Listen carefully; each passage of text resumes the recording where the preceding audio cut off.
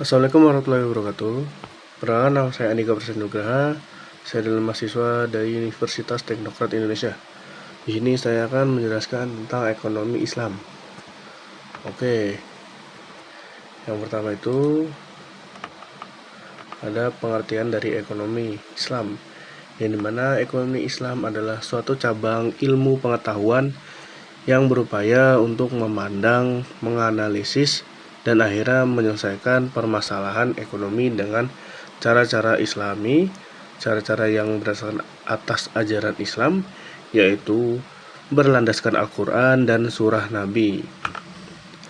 Lalu ada definisi dari ekonomi Islam, yang dimana ekonomi Islam adalah ilmu sosial yang mempelajari masalah ekonomi masyarakat yang diilhami oleh nilai-nilai Islam. Lalu ekonomi Islam adalah suatu upaya yang sistematik untuk memahami masalah ekonomi dan perilaku masyarakat dalam perspektif Islam. Itu dari Khursyid Ahmad. Lalu ada dari Siddiqi, itu ekonomi Islam adalah tanggapan para pemikir muslim atas berbagai tantangan ekonomi. Dalam hal ini didasarkan pada Quran dan Sunnah di samping alasan dan pengalaman. Lalu ada ekonomi Islam adalah suatu ilmu dan penerapan hukum syariah yang melindungi ketidakadilan dalam kaitan dengan upaya pencapaian kesejahteraan manusia dan pelaksanaannya ibadah kepada Allah SWT. Lalu sini ada tujuan dari ekonomi Islam.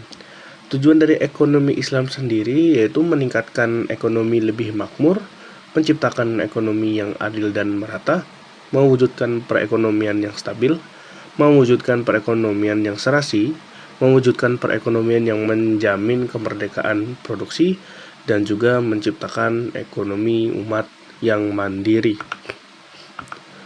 Lalu sini ada prinsip atau nilai dasar dari ekonomi Islam, yang dimana ada tauhid, keadilan, kenabian, ma'ad atau hasil, lalu ada syidik atau jujur, amanah atau dapat dipercaya, fatonah atau cerdas, dan tablik atau menyampaikan.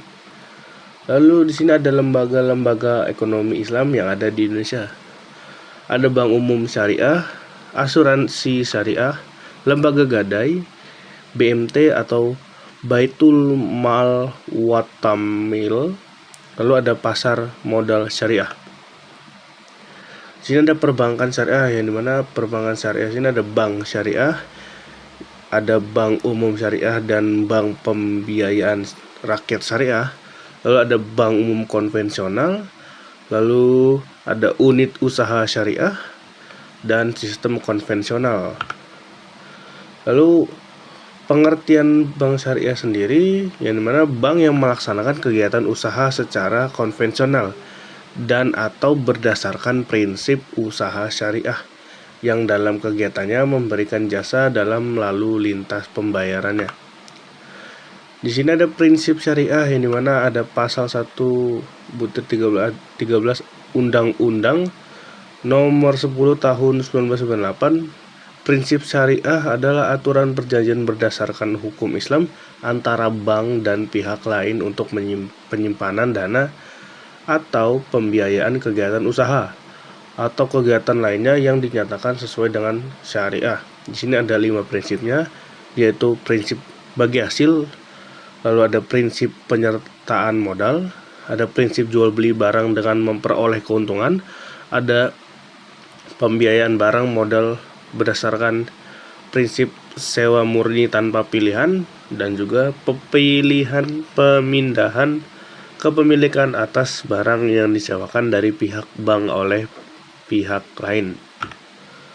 Lalu sini ada peran dari bank syariah, yang dimana bank syariah turut berperan dalam menunjang pembangunan ekonomi bangsa Indonesia, terutama melalui upaya peningkatan peranan pengusaha muslim dalam perekonomian nasional dan bertindak sebagai katalisator sebagai pengembangan lembaga-lembaga keuangan syariah di Indonesia.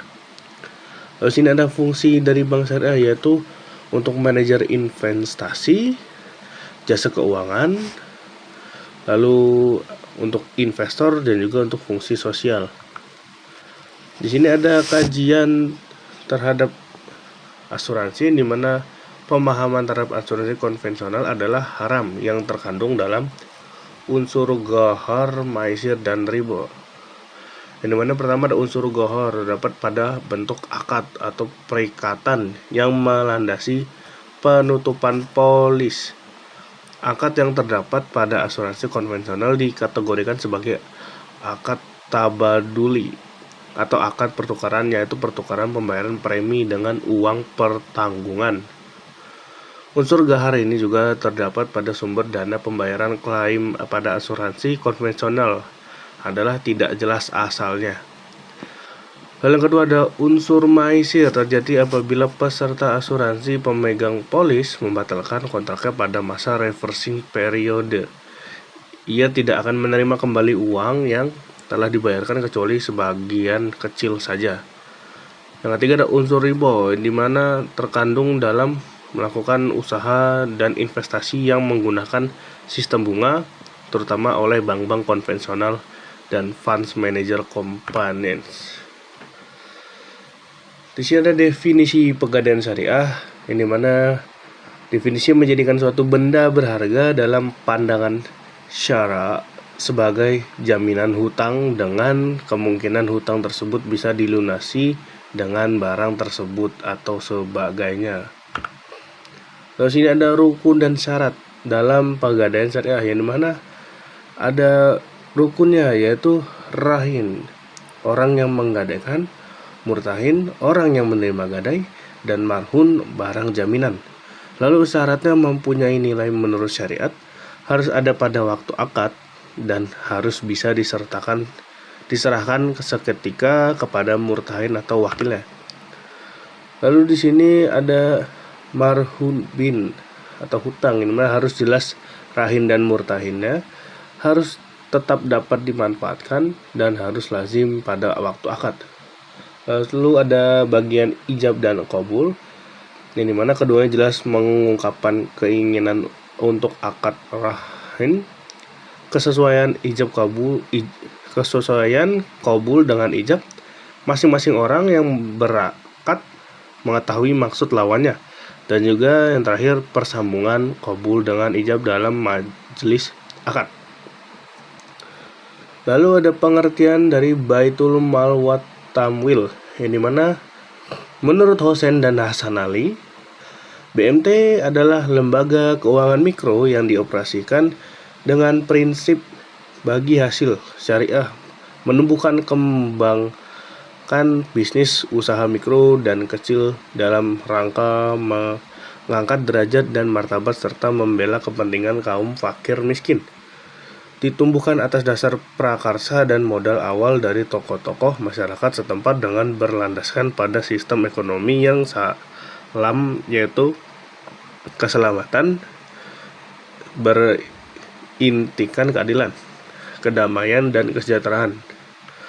Menurut Heri Sudarsono, BMT yaitu lembaga yang mengarah pada usaha-usaha pengumpulan dan penyaluran dana yang non-profit seperti halnya zakat, infak, dan sodakoh. Lalu ada fungsi BMT, yang dimana BMT sendiri menerima titipan dana, zakat, infak, dan sodakoh serta mengoptimalkan distribusi sesuai dengan peraturan dan amanahnya. Lalu juga BMT melakukan kegiatan pengembangan usaha produktif dan investasi dalam meningkatkan kualitas ekonomi pengusaha mikro dan kecil, terutama dengan mendorong kegiatan menabung dan menunjang pembiayaan kegiatan ekonominya. Lalu di sini ada dasar hukum BMT, di mana ada dalil Al-Quran surat At-Taubah ayat 60 dan 103 yang menjelaskan tentang perintah berzakat, di mana pada zaman Rasulullah Baitul Mal didirikan dengan fungsi untuk menyimpan uang-uang zakat dan lainnya. Lalu sini ada konsep dasar pasar modal syariah, di mana sendiri konsepnya pada modal syariah adalah hukum dan aturan yang berisi perintah dan larangan dan ditetapkan oleh Allah Subhanahu wa taala kepada hambanya. Lalu ada fikih sebagai penafsir ulama terhadap syariah. Di sini ada prinsip pasar modal syariah. Yang pertama ada pembiayaan dan investasi pada aset atau kegiatan usaha yang halal, spesifik dan bermanfaat dan dilakukan dengan bagi hasil. Lalu ada uang adalah alat bantu pertukaran nilai. Pemilik harta menerima bagi hasil dari manfaat yang timbul dari kegiatan usaha, maka pembiayaan dan investasi harus pada mata uang yang sama dengan pembukuan kegiatan usaha. Lalu yang ketiga ada akad yang sering terjadi antara pemilik harta, investor, dengan pemilik usaha, emiten, dan tindakan maupun informasi yang diberikan pemilik usaha serta mekanisme pasar, bursa, dan self-regulating organization lainnya tidak boleh menimbulkan keraguan yang menyebabkan kerugian. Lalu keempat ada investor dan emiten tidak boleh mengambil resiko melebihi kemampuan atau maisir yang dapat menimbulkan kerugian yang sebenarnya dapat dihindari. Lalu yang kelima, investor, emiten maupun bursa dan self-regulating organization lainnya tidak boleh melakukan hal-hal yang menyebabkan gangguan yang disengaja atas mekanisme pasar baik dari segi penawaran supply maupun dari segi permintaan demand. Jadi begitu saja presentasi dari saya tentang ekonomi Islam. Terima kasih telah menonton. Wassalamualaikum warahmatullahi wabarakatuh.